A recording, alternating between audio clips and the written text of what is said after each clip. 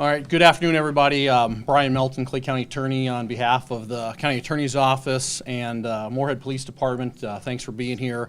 We called the press conference just to discuss the issue, talk a little bit about human trafficking, sexual exploitation or prostitution of juveniles. It's been in the media lately, and you've seen some discussion about that. I think probably a lot of you are aware where we've looked at some federal legislation where Senator Klobuchar has been looking, Senator Heidkamp pushing towards legislation on the federal level. But one of the things that you look at, the state of Minnesota, as of August 1st, 2014, the Safe Harbor Law will go into effect. That was signed by Governor Dayton. That law, in the past, what the law has been, it says that a juvenile who's involved in prostitution, although they can be considered a victim, they also can be and are looked at, could still be a delinquent and could be charged with a crime in juvenile court. As of 2011, and if you look at, I had some information there, our Safe Harbor Law, what we call No Wrong Door, as of 2011, the county attorneys across the state had taken a stance and really looking at it in a different method and manner, and saying that no longer would we look at that as both a criminal act and an act where they're a victim. I mean, these are children who are being victimized, who are being prostituted and being brought into an area that they shouldn't be charged as criminals. They are the victims in these cases, and so we really need to address that way. We need to attack it that way, make sure that we're going after the pimps, the human traffickers, the people that are out there that are forcing these children into that type of lifestyle, that type of activity. I mean, we know through a lot of the training that you may have even heard about, I mean, there's some serious,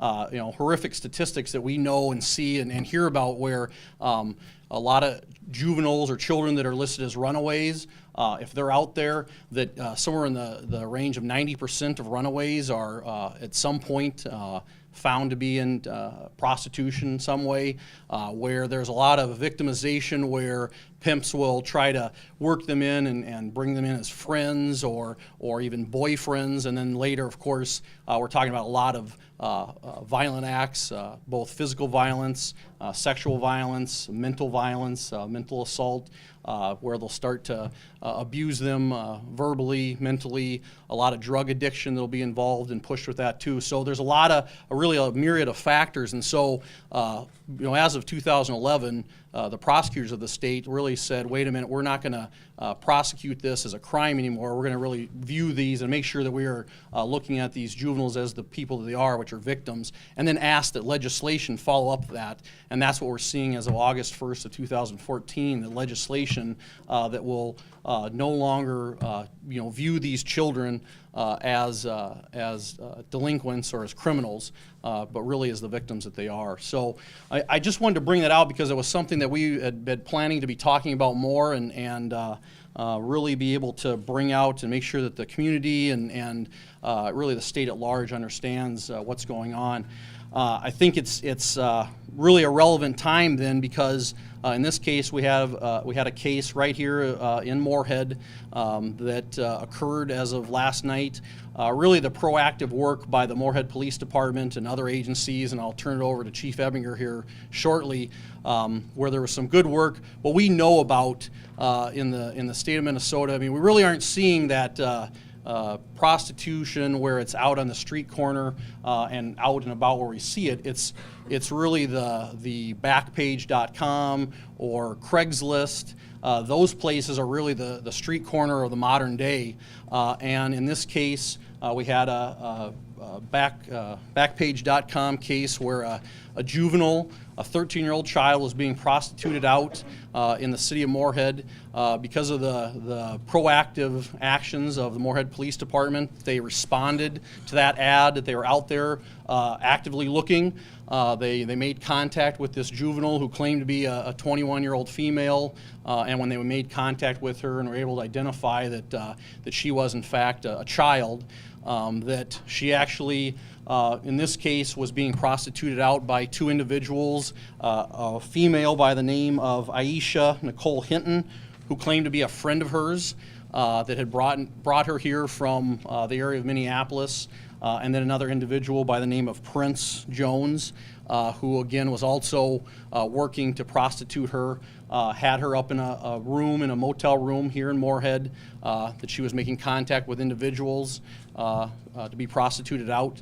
And when the officers made contact with her and realized that she was a juvenile, then worked with her as a victim, as she should be, to remove her from that situation, to get her into a safe situation. She was a runaway, listed as a runaway since May of 2014, so working to reunite her with her family, and then after they did that and worked with the juvenile, and they also actively worked, and you'll see from the complaint, to then go about and locate and discover these individuals. They were able to, at some point, then locate them in Fargo, get them arrested, and they're currently being held in the Cass County Jail. So I think that it really is a relevant time. Some of the discussion you've seen about it, the stuff that we know about it, the really serious facts that we know when a juvenile is being prostituted. And unfortunately, when you talk about this sometimes, and when I'm out talking with individuals, I think a lot of people don't think it happens in our community. But we know that a lot of juveniles and the traffic up along I-94, whether it's from Minneapolis up through Stearns County, up here to Clay County, out to Williston and the Bakken, those are problems that we're dealing with and have to address. Be very aggressive. And so I think our message out here today that we want to know, or want people to know, for one, the Johns, if you're out there and you think that this is just no big deal, and this is, sometimes we hear that this is a victimless crime. This is not a victimless crime. These children are victims, and you can even look at the people that, when they're not children anymore and may not be under minority age, but as they get older, some of the things that we know where juveniles, if they start out at the age of 13 and they move up into age 18, 19, just because they're age majority doesn't mean that they're not under those same pressures, the same addictions, the same abuse that's out there. And so they're still dealing with those things, and we still have to really be cognizant of that and determine whether we even want to treat them still as a defendant or a criminal actor versus making sure that we see them as a victim of the human trafficking that's going on. So in this case, really we're just proud of the work that two excellent detectives put forth to stop this act from occurring. But we're after them. We want to make sure that these individuals that are pimping out people, men, women, whoever it is that choose to act in this way. And again, a lot of the training that's been going on, we know that, even like drug dealers, they realize that, hey, I can go out and make $50 off of one rock of crack cocaine or sell a little bit of methamphetamine. But what they think about is that, hey, I can take this juvenile child and I can repeat and resell her over and over again to make money. This is a serious crime. It's not a victimless crime. And so we want to make sure and talk about that here today. Highlight, I guess, this case as it happens, and unfortunately it's happening out there more than we know, more than a lot of people know, and so we thought we'd open it up to a press conference, let Chief talk a little bit, and then if you want to have any questions, we can answer that at the end. Thanks, Brian. Yesterday afternoon, Detective Ryan Nelson of the General Assignments of the Moorhead Police Department Detective Bureau did what he does on a regular basis, which was checked some of the internet locations where prostitution is advertised. In this case was backpages.com. In previewing some of the advertising for the Fargo area there, he did make contact with a female who identified she was in the Fargo area, and she arranged on very short notice an appointment with him in one of our local hotels. Detective Nelson and Porter responded to that hotel, and in making contact with this young woman determined she was a 13-year-old runaway. This unfortunately is not an unusual occurrence. Two subjects were subsequently identified through the investigation as having brought her here from the Twin Cities area, and put her up in the hotel room and effectively were selling her. Through some pretty good and diligent work on the part of these two detectives assisted by a BCA agent who responded in the middle of the night. I want to thank BCA, as usual, when we ask anything of them. It's not a question of we'll get to it in the morning or we'll help you if we can. They show up, no questions asked, on short notice. And they came in and assisted last night. We also have ongoing assistance in dealing with this. As Mr. Melton indicated, this is not a state or a local issue, and our FBI partners have been stellar in working with us and dealing with this, not just as a situation within the state of Minnesota, but as a regional situation with the Bakken oil fields and a lot of the other issues that we deal with. We need that federal support, and we get it. We get it to a very high degree. And we also, at this point, during the investigation, the detectives were able to locate two of the suspects, excuse me, in a hotel in Fargo. Fargo patrol units responded and, again, did an excellent job of assisting us in apprehending, identifying, and taking the two individuals, Prince Antonio DeQuan Jones and Aisha Nicole Hinton, into custody and follow-up interview and booking them into Cass County.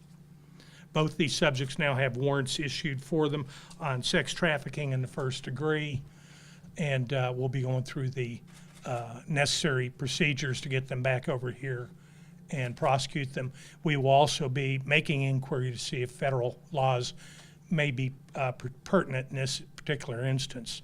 I do want to point out another thing we're very fortunate in is that we have representation here. Senator Klobuchar has been on point, along with Senator Heitkamp, in getting human trafficking laws through and making them effective. I was fortunate enough to be part of a roundtable we had a couple of months ago on this issue with both senators, and I want you to know they take it seriously because it's an issue we all have to take seriously.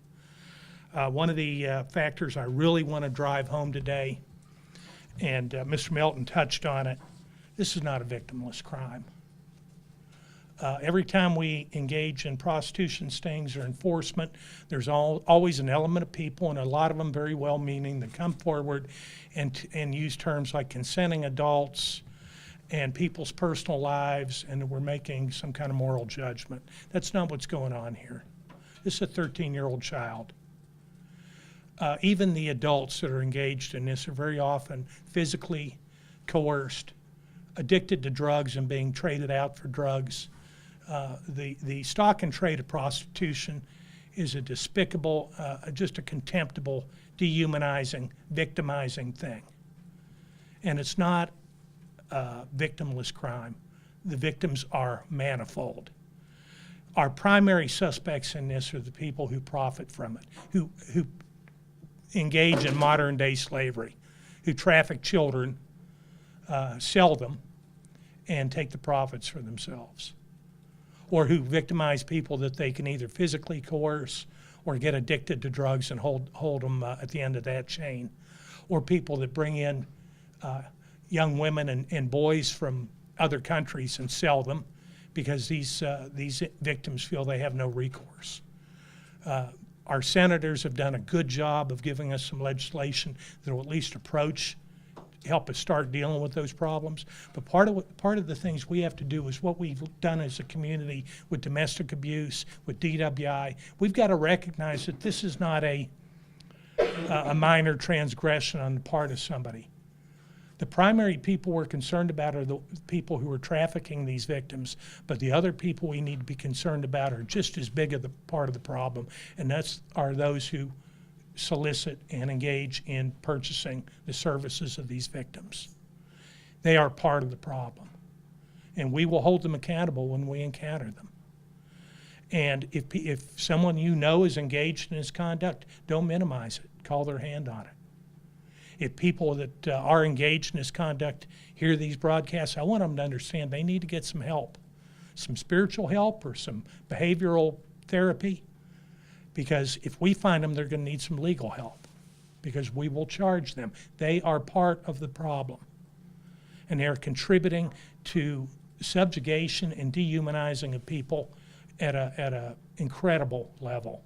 in our community. We're going to continue to be proactive on this. I've got the right people who put a lot of their energies and a lot of their effort into this, and we're going to try and continue to find the predators that are preying on these kids. But part of it is we need to look at our own behavior as a community and see what we support and what we condone and what we're willing to hold accountable. And seriously, the issue of prostitution in our community is one we need to address.